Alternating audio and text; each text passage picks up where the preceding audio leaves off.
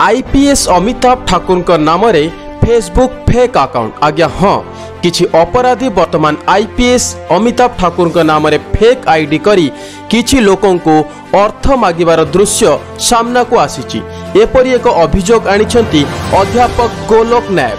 तांकु एक fake ID जहां IPS Amitabh Thakur नाम रे खोला जाइछि एवं मेसेंजर द्वारा तांको किछि अर्थर साहाय्य मगा जाउछि। एपरि एक अभियोग से सामना को आनिछंती एवं एहा परे परे से सोशल मीडिया रे मध्य एक पोस्ट करी लोकमाननकु एहा प्रति सजग रहया पई सतर्क रहया पई निवेदन करिछंती।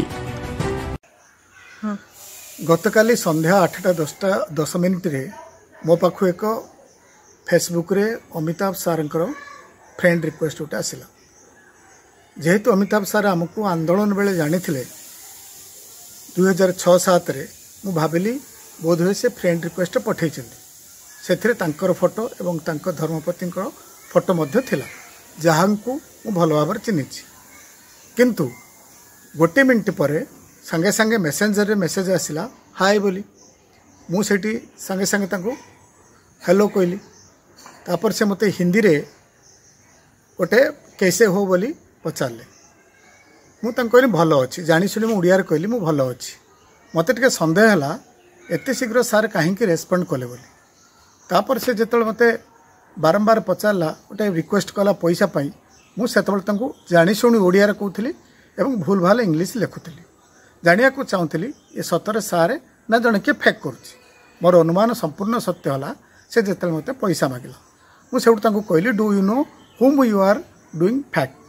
तुम क्या फेक कर तुम जाच कि एवं क्या तुम रिक्वेस्ट कर जानवा दरकार। एक कथा जो मुझे कहली से फटकिना मत ब्लॉक करदेला। तेणु यही समय लॉकडाउन चलता समय ये घटना केवल आईपीएस मान सहित नुहे आईएएस मान सहित घटी। गोटे 2 दिन पूर्व भद्रक कलेक्टर पोस्ट फेक करी जड़े से भाया आरंभ करते। तेबे जदि IAS IPS IG Pulitzer ID को सेमाने साहस करुचंती फेक करी पैसा मागियापाई तेबे साधारण लोकों अवस्था कौन हम। तेणु यही लॉकडाउन समय साधारण लोकों मोर विशेष अनुरोध जनसाधारण को विशेष अनुरोध कौन सी अजणा व्यक्ति को आपण फ्रेंड रिक्वेस्ट रिसीव करंतु नहीं बा जी पैसा मागुची ताकू प्रथम टेलीफोन करंतु। जदि सत्यता अच्छी पैसा मागिबारे ताकू आपणक सक्षम अनुसार पैसा दियंतु नचेत तांकू मना कर दिंतु। किंतु यही भाव में ठकामी पड़तु नहीं। आम ठकामी पड़ा कहीं राज्य सरकार को राज्य पुलिस को एवं साइबर क्राइम को असुविधा करने कहीं। तेणु लॉकडाउन समय मोर समस्त विनम्र निवेदन एथुर समस्ते दूर रे रुहंतु। दिन को दिन साइबर अपराधर परिमाण बढ़िबारे लागिछि ता सहित बदलिबारे लागिछि सेमानंकर अपराधर उपाय। यही प्रकार परिस्थिति रे सोशल मीडिया व्यवहार करुथिबा लोकमानंकु आमर अनुरोध सजग रुहंतु एवं सचेतन रुहंतु।